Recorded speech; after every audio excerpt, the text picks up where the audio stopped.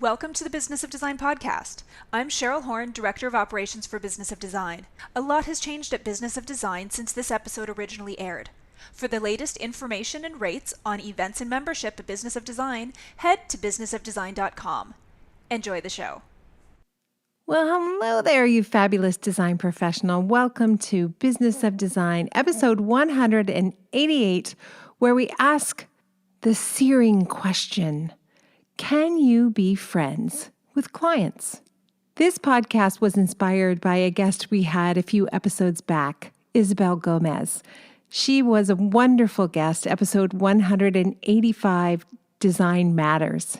You may recall that Isabel is an interior designer from Brussels.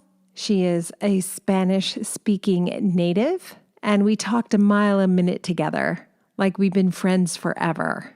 Isn't that just the way it is when you meet other designers? Of course we understand each other. Of course we speak each other's language. Anyway, the original conversation I had with Isabel was so good we couldn't use all of it. It was just too much information. So I carved out this little section where Isabel speaks about the benefit of defining her ideal client. How, in fact, once she figured out who her ideal client was, that informed how she dressed, what car she drove, where she marketed her business, what vendors she works with, which art gallery she shops at for clients, even what her Instagram post should say. I had the same experience as Isabel. It was revolutionary for me to really narrow it down, and I resisted doing that for so long because, of course, you've heard me say this before, I wanted all the jobs. I wanted all the clients. I didn't realize what I was missing out on by not taking time to identify who my ideal client is. And that had me thinking about what a huge transformation my life has been since 1991 when I launched my company and today. When I first started out, I had so few boundaries I was willing to protect. I would do anything to make the client happy. But tragically, of course, that kind of attitude didn't make the client happy, and it made me miserable. So none of my clients became friends. I learned over time that if the line between me and the client wasn't really clear, I wasn't going to like the position I found myself in. You know, where a client says, let's go for lunch, and you end up spending 2 hours talking about the project, but you can't bill for that time because you're having lunch. Those dates felt more like a hostage takeover than a lovely lunch with friends. So I went to the opposite extreme where I wasn't friends at all with clients. No way. I work for you, we're not friends. I mean, I practically wore a sign around my neck.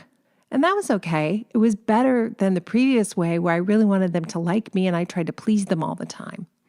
But now, 15 years in using the systems and protocols that make my business thrive and make my projects run smoothly and make my clients happy, I'm entering this new phase where I actually am friends with clients.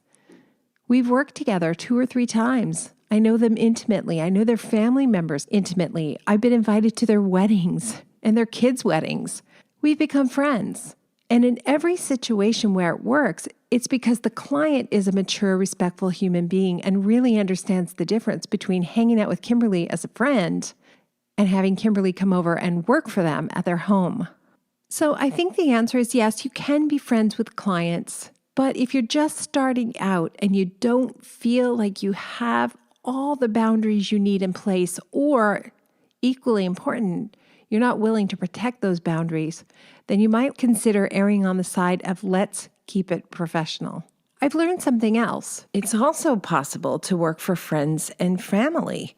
If you had asked me 15 years ago if that was possible, I would have said, oh my gosh, do not do it. I've tried it and it doesn't work. But today I have an entirely different perspective. In the past, when friends or family wanted to hire me, I made concessions. Oh, don't worry about a retainer. Oh, I'm not going to charge you my whole rate. Oh, I'm not going to charge you for this house call or meeting because it's on the weekend, because we're having a glass of wine together. Invariably, those projects went off the tracks, which is so painful, right? So painful, in fact, I went through more than a decade where I just said flat out no to any friend or family member who asked me for help.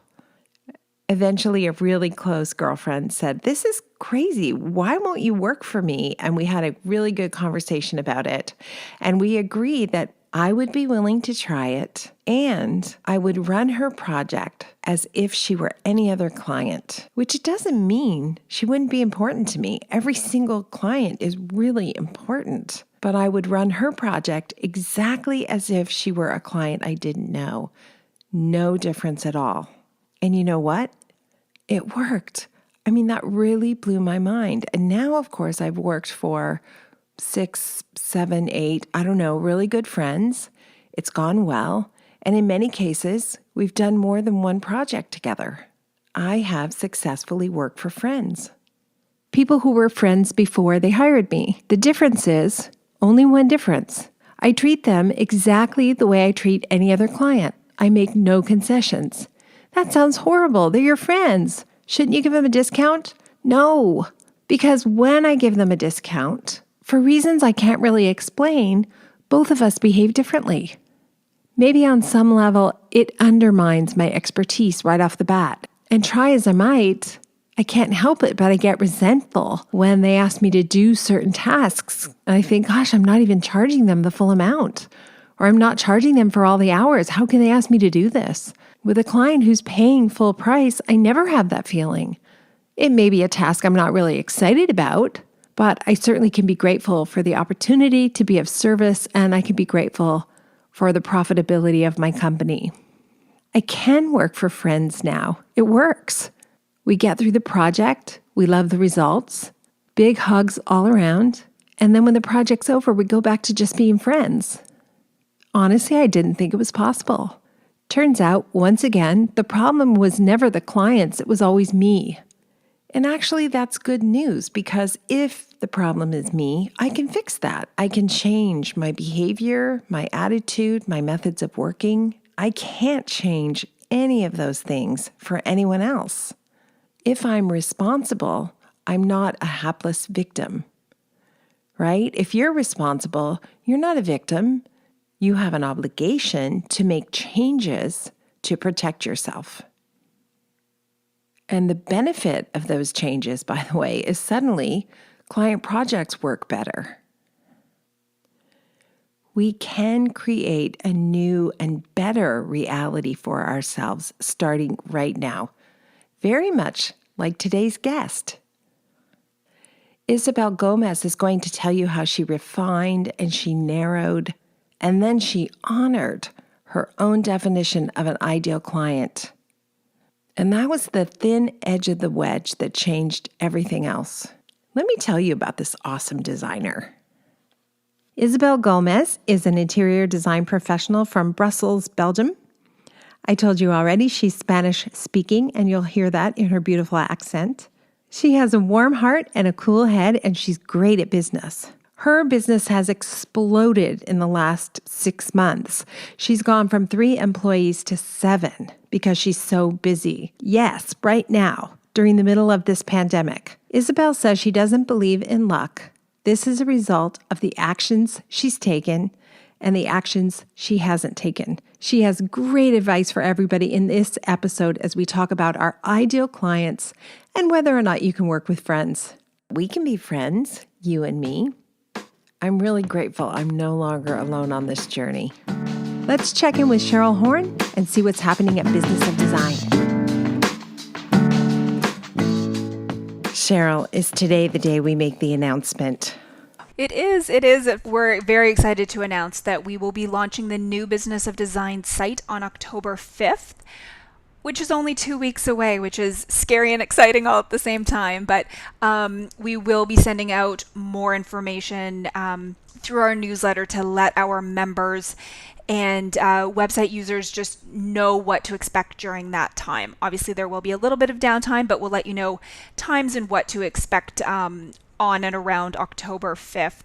I am so crazy excited about this. What do you think people are looking forward to the most, or what might be the highlight, I guess? I would say the biggest highlight for the site, and I think that the main thing that most of our members are waiting for, is the new Business of Design 15-step project management strategy certificate program. Yes, the BOD 15. Business of Design's 15-step project management strategy is a mouthful, so we have officially started calling it the BOD 15. It's the foundation. And you can imagine 16 years plus and more than 100 projects later. Yes, I have done more than 100 projects in the last 15 years using the BOD 15, or what I like to call a Kimberly Seldon Design Group 15-step project management strategy. But more than 100 projects, so things have changed. Changed within the steps, changed in how easy they are to use, and as you mentioned, we are now launching Business of Design Professional Certification and some client-facing language you can use, which will speak to your integrity and your transparency and your systems and your process. And in fact, this is the first time I would say things have dramatically changed. Some of the steps are unrecognizable. In the past, we had a couple of courses where the steps were combined. That just isn't the case anymore. A lot more information, a lot more linear process. The site itself is going to be more easy to use, and there are going to be more clear paths of learning. It's all mapped out, so you can find what you need more easily. Another announcement for the next 2 weeks, we've actually shut down new registration for members. We have been promoting that current members will stay at their current rate when rates go up with the new site. As long as you're a member, your rate will never increase, which is amazing. We're also going to open things up for 10 days following launch so that new members, again, can also get in on our current rates before they do increase. So while registration is closed now, you are not going to miss out. We're just going to ask you to wait until that new site launches, and you'll still get in on current pricing, but you'll have full access to the new site, which is exciting. If you're not already receiving our newsletter, make sure that you do that. You can set up a free account at businessofdesign.com, and then you can stay up to date on all the news that we will be sending out over the next couple weeks about the launch of the site, and certainly that promo to get in on current pricing. This is by far the most extensive relaunch we've done, and we've done 5 of them plus, and I feel like there should be a drum roll here, plus. At last, finally, my operations manual is ready to share with the world. We'll keep everyone informed about that, but in the meantime, it's all hands on deck getting ready for this launch, which we're pretty excited about. We've been working on this for a really long time, so really excited for everyone to see it. These are insanely busy days for Business of Design, and it also happens that we've gotten really busy in my real job, working with clients, which is great. So definitely feeling the pinch these days, not enough hours in the day, but we will launch in less than a month. And none of that, by the way, would be possible without Cheryl and the rest of our team. So I can't thank you enough. And now we got to get back to work. And you, enjoy the show. We're so glad you're here. Welcome to the Business of Design podcast with Kimberly Seldon. Business of Design is the coaching community for independent designers like you. We know it takes more than hard work and talent to successfully run a professional design firm. There are proven business strategies that can solve your immediate challenges and transform your life. Don't try to do this alone. Join today and you'll have access to more than 100 video courses, participate in monthly coaching calls, and find unlimited support within our exclusive members-only Facebook group. Unlike traditional coaching, BOD is a fast track to immediate results for independent interior designers, decorators, architects, stagers, and landscapers just like you. Monthly membership is only $79. What are you waiting for? We all know design matters. At Business of Design, we think designers matter too.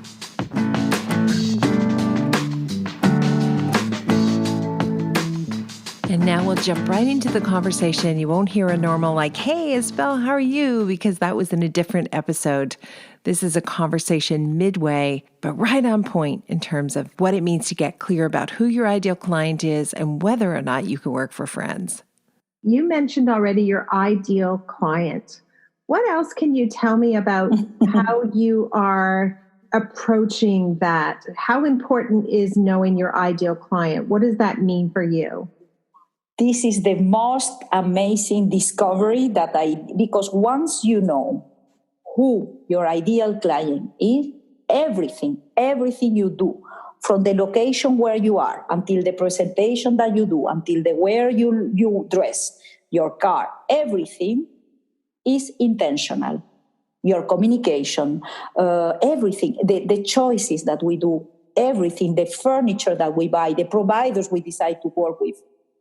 As far as you know, who are you talking to when you are doing marketing or communication? And then once you are working with them, you know what they are, you know what they like, and you know what they are looking for. So this has made my life so easy, because whenever I have to take a decision, I don't know, an Instagram post, whatever, always in mind, who are we talking to our ideal clients. So this makes things so easy.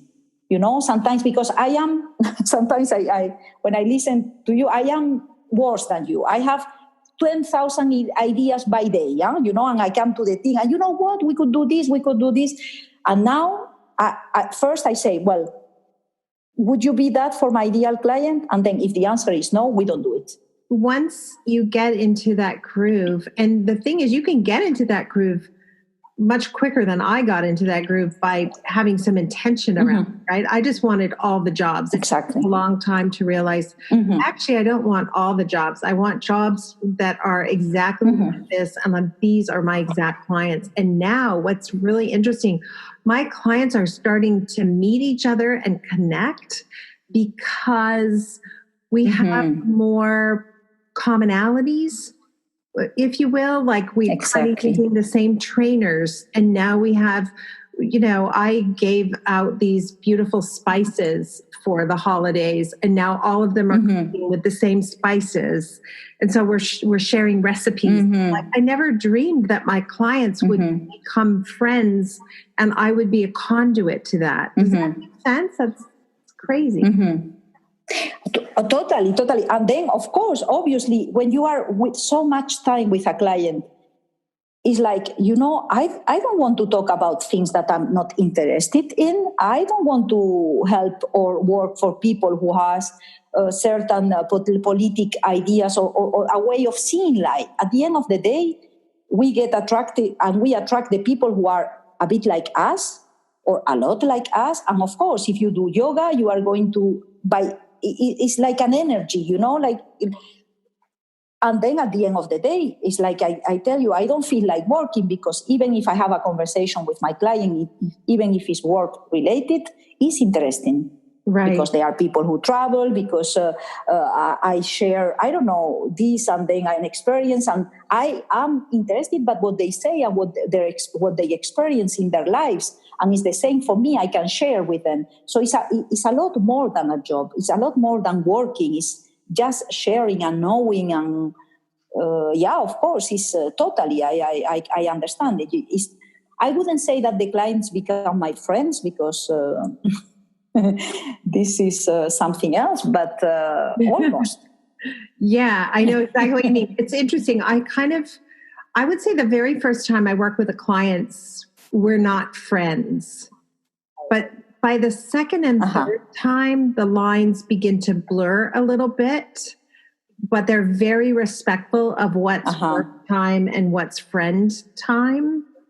It's interesting. I'm having to toe that line a little bit now, because I've got some clients that I've worked with 3 or 4 times, and they had babies, and now their kids are having a 13th birthday party or a 16th birthday party, or it's funny. Wow. But And Kimberly, do you think that you need, I'm sorry. No, go ahead. I was going to ask you, do you think that you need a certain maturity as a person and as a business owner to be able to work for friends? Would you say that? Well, I'll tell you what happened. Without compromising the friendship, huh? Yeah. Initially, I was completely run over by clients. There were no boundaries at all. And so I thought that I'm nice, clients are nice, they're going to be my best friend. And that was very bad for me initially. So I became super harsh to the point that no client, I had a decade where no client would have thought of me as a friend. I was all business. I was like a robot, like we are not friends. I work for you. That's it. And I guess I needed to go through that transition. And now I find I can negotiate that boundary a little bit more now and be really clear. But the other thing that's really cool, Isabel, is I can now work for people who were friends before being clients. I have no problem with being friends, but I treat them exactly as I treat any other client. And then it goes really well. If I do anything differently, it does not go well. So, exactly. This is the secret. Yeah, so many secrets, right? Oh, yeah, so many. The other last week, I had a meeting with. It was a first consultation, and then these people were asking so many things, and they were like saying that, we don't need this. Can you do that without this? And I was so strongly saying, no, this is not negotiable. This is the way. And I told them, maybe I am not the person you are looking for. And, a few years ago, I would never dare to say that. And people are like, well, thank you for your honesty, because exactly, maybe you are not the clients for me, and maybe I'm not your interior designer. Right. Good for you. That's easier said than done. If you're just starting out or you don't have enough clients, we understand that that's hard to do. But I do the same thing now. There are just certain things I'm not willing to negotiate. And the last one that happened to me was 2019. She didn't want the goods to be installed all at one time. She wanted to receive items one at a time as they arrived. And I said, no, I'm sorry, that's a deal breaker. And we decided not to work together. She didn't like that. So I said, that's okay. I completely understand. Okay. There are lots of designers who will send you one chair and one lamp at a time. You can work with them, and I wish you well. It was great. It was a really good. I cannot even imagine the mess, Kimberly, the mess of, no, never. Well, I know exactly what's going to happen. What will happen is you deliver one sofa, but the rest of the furniture isn't there. So she'll call you in a panic that it's too big or it's too small because there's nothing else around it in the right context, or it's the wrong color because it's sitting beside other things that aren't going to be there anymore. And then she'll take out a magnifying glass and she'll look at every stitch on the sofa, and she'll find one that's crooked. And then she'll call you and tell you she's not going to pay you for it because there's a crooked stitch, right? That's how it goes. It's crazy making. No more. Exactly. Thank you to Isabel Gomez for letting us use a portion of the conversation in this episode. And thank you, listeners. Stay well, and I look forward to seeing you next time. Thank you for being a part of the Business of Design community. If you love what you hear on the podcast, take the next step by signing up at businessofdesign.com. As our thank you, you'll gain access to Business of Design's 15-step project management strategy, a free introductory course which includes 3 Business of Design systems you can implement for immediate results. And when you're ready for success, a Business of Design membership, monthly or annual, will dramatically improve your business and your life. What are you waiting for? Together we will achieve extraordinary results. Start today.